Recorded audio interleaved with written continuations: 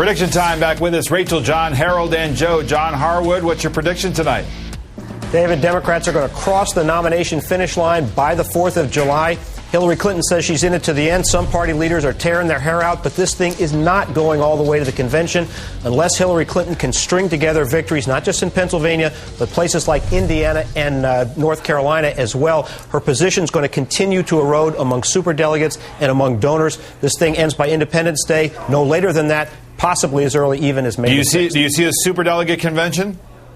I do not, because you're already seeing a trickle of superdelegates to Barack Obama. If something doesn't upset the apple cart, cause his numbers to collapse, that's going to continue.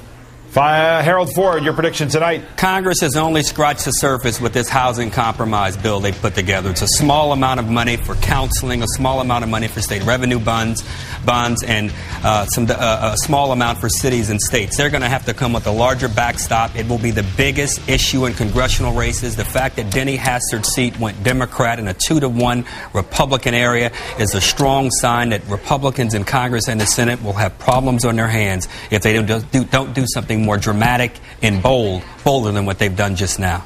It's everybody's single biggest asset, and Americans have lost billions of dollars collectively because of this And it's the only crisis. thing that will inject confidence back into the markets and into the economy.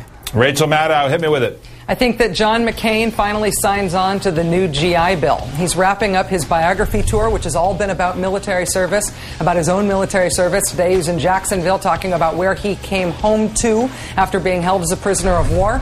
Of course, the question looms large for him, and groups like VoteVets.org and Iraq and Afghanistan Veterans of America are hitting him with the question of what he has done for vets as a politician. The new GI Bill has 50 co-sponsors, and John McCain is not one of them. I think he's starting to feel that, and I think that we may see him sign on to that bill.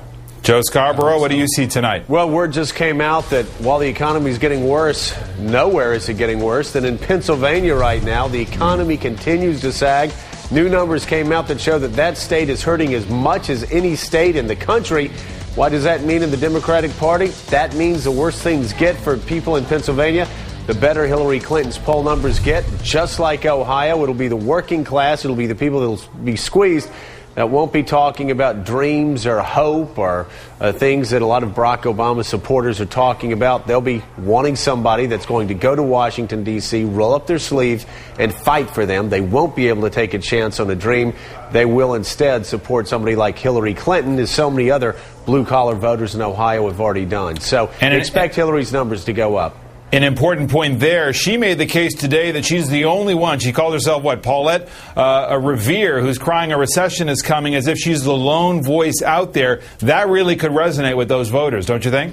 Yeah, no doubt about it. And again, if you look at the people that have been supporting Barack Obama from the very beginning, and Rachel brings up a great point. I mean, the numbers are overwhelming in Iowa and a lot of other states. It's not just professors. It's just not rich Democrats.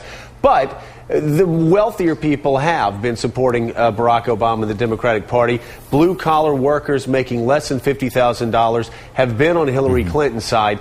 Those are the people that are going to be disproportionately impacted in Pennsylvania with a downturn in the economy. Expect them to go Hillary Clinton. I think to that point, and also to Harold's point about what's going on in Congress, a big part of this it depends on whether or not voters believe that political action can fix the economy. They need to be sold on the idea that what politicians do is going to matter, and the politician who can tell the best story about it may win them. Barack has got to connect his rhetoric with changing lives. If he does that, he will make that race closer in Pennsylvania. If he does not, Hillary will run away with it in Pennsylvania. I agree with you. I'm going to leave it there.